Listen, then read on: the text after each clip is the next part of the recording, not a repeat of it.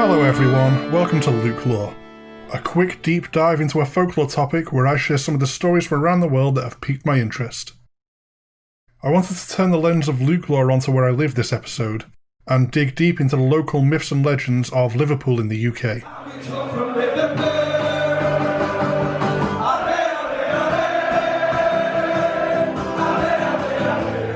I think it was horror writer James Herbert who said Britain was a tiny island with too much history packed into it, and even the smallest village can be absolutely overflowing with strange tales, haunted buildings, and the occasional prowling monster.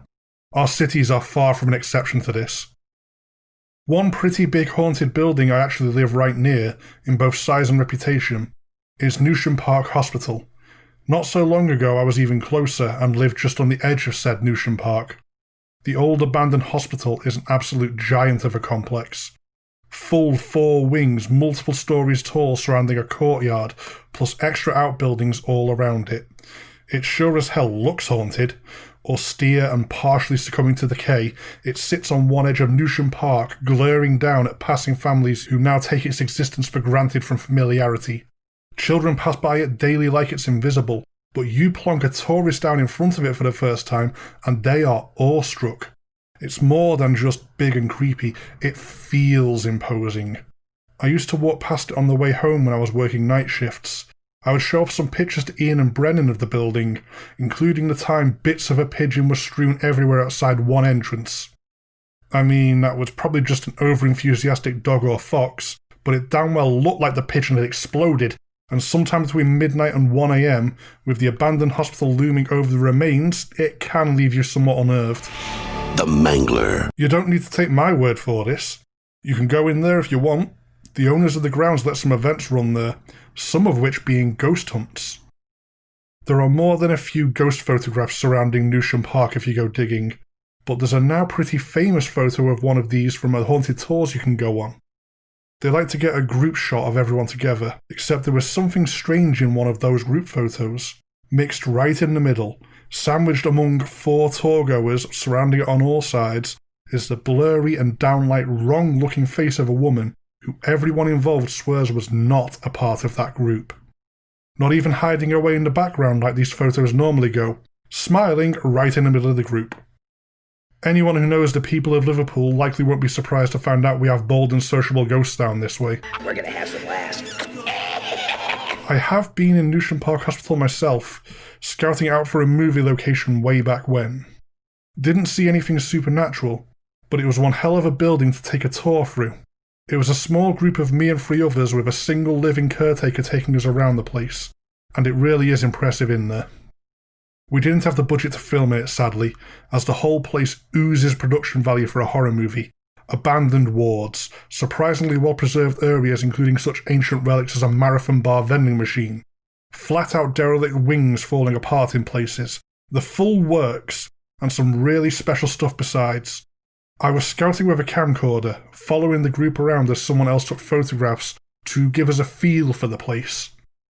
So what I do, because of course I do, is spot an underground tunnel that I just have to investigate. It was creepy, and therefore, it was cool. People who know old hospitals already know what underground tunnels lead to here, unfortunately. It's not for anything so pleasant as a boiler room or simple storage. Old tunnels in old hospitals were for moving the corpses out of sight to the on-the-ground morgue. So, there's me, following along at the back of the group to catch them in the frame for the recording for reference, spotting the damn creepiest part of the entire giant location at the corner of my eyes, and heading right at it without a second thought, like a kitten charging after balled up paper.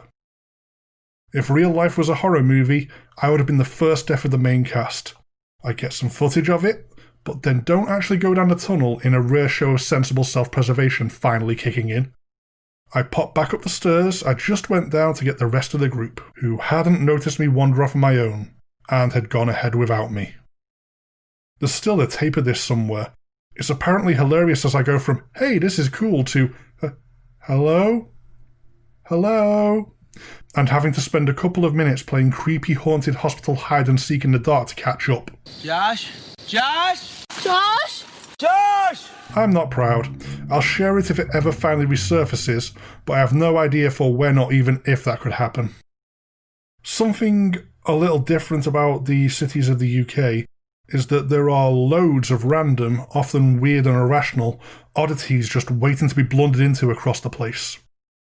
This may seem weird to someone from, say, the United States where cities are much more planned, but the British equivalents, especially the older cities, more grew at random, sort of an organic feel going to them. So you can go down streets across Britain that are otherwise residential or commercial, and there will just be a random church and tiny graveyard there. They're everywhere. They're typically old, and the urban sprawl just enveloped them. Some cities have completely surrounded these plots of land, and you've got to go down tight alleyways to reach some quaint old world place of worship, now completely closed off by four walls. Liverpool doesn't quite do that for the most part. As cities go, Liverpool isn't very dense and is, for lack of a better word, pretty flat. So you can come across one of these tiny graveyards on your travels along an unrelated footpath that has something impressively strange on the grounds. Head down Rodney Street, either just wandering or deliberately heading away from the more central shops, and one of these patches of the resting dead is there to be blundered into. Within these grounds is a rather eye-catching pyramid with an interesting story behind it. This pyramid contains the carefully arranged to be sat up in death corpse of one William Mackenzie. Mackenzie was a gambling man, and really into games with cash on the line, and he was good at them.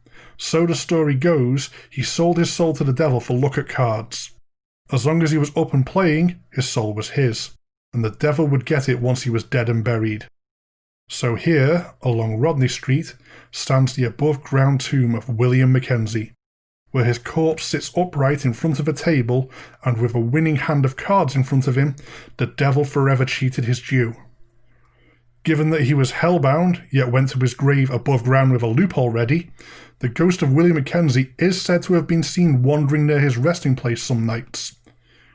Supposedly, that's just hearsay. According to the family, the strange pyramid is nothing to pay any mind to. Yet, there it stands for all to see, and what a story that goes with it. You should be able to hop onto Google Street View to check this out for yourself, even if you can't come over and explore in person. The graveyard stretches from 5 to 7 Rodney Street, and I think it's the 7 side of Rodney Street. It's on the right of the mid-central building if you want to check it out. Which does segue nicely into something else you can see on Google Street View in Liverpool. Back when Street View was a novelty, and people were playing with it just because, scoping out where they lived, trying to find funny things caught by the Google cars, people looking at the Stuart Hotel certainly saw something interesting. A ghastly, inhuman face glaring at the passing cameras out of a hotel window. The photo is certainly a creepy one. Whatever it is that's been caught isn't shy either, getting right up against the glass. The Stuart Hotel is one of 150 haunted pubs across the city of Liverpool. I wasn't exaggerated when I mentioned how weirdness dense the British Isles are in the intro. The Stuart Hotel is not really known for current hauntings though, as a priest was supposed to have resolved historical goings-on back in the 1890s, and it was noises, not apparitions. Scratching noises in the basements that escalated so badly they even began to shake the building, mysterious bells tolling in the night, and the more subtle yet weirdly creepier occurrence of something knocking back if you knocked on the walls. You knock 3 times, something on the other side knocks 3 times back. The priest who laid the weirdness to rest left a Bible in the basement as part of their ritual. Perhaps a recent landlord moved it, and now, reawakened, whatever the hell is in there got snapped by the Google van. We've got time for one more quick story from the city's graveyards you can stumble upon. One of the bigger ones this time. It's an interesting name we've heard before that drew me to this one. I've talked about Jenny Greenteeth before, but this is a very different encounter. From my home county of Lancashire, the hag creature Jenny Greenteeth is a child-eating fairy monster I went into detail on in episode 6 of LukeLore. This is a very different Jenny Greenteeth that popped up in the St. James Cemetery in 2018. What we have here is a ghost of a woman with green aspects that apparently the name cross-pollinated over to, likely from childhood memories now lacking in context, but remembered as something to fear.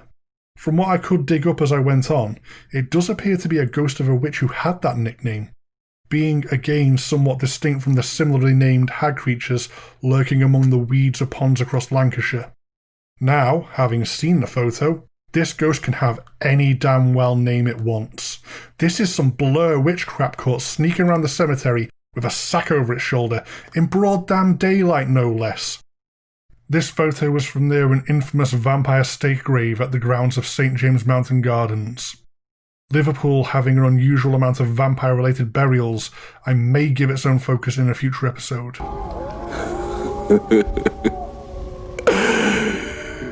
The children of night. What sweet music, Mike. That's all for now on Liverpool, though. I'm definitely coming back to this in some fashion. I found mention of something like 3 separate vampire burials across the city, which will definitely be in a future LukeLore, either returning to the city for a second full episode, or else possibly a strange burials episode. This was a somewhat different episode in that pretty much everything I've discussed has an article in the local newspaper, the Liverpool Echo, which you can find online. So if you want further reading and to see the photos involved, it should be really easy to search up online. If you do want to contact me, there's the show's dedicated email, lukeloregsg@gmail.com, and the general show email, ghoststoryguys@gmail.com. Both myself and the main show are really easy to find on Facebook and Twitter if you want to make day-to-day contact, as well as a very active Instagram account a lot of the community gets involved with. If you want to support the show directly, definitely check out our Patreon at patreon.com/ghoststoryguys. It'll get you access to all sorts of GSG goodies at different tiers, my incentive being that LukeLore episodes go out to patrons a month early. You should be able to catch me on the end of month live shows now too. As ever though, the absolute best thing anyone can do to support the show is to give it a listen. Share this around if you think you may know someone who may be interested, leave reviews or comments if you get the chance, and most of all, I simply hope you enjoy what I'm doing here. Goodbye for now.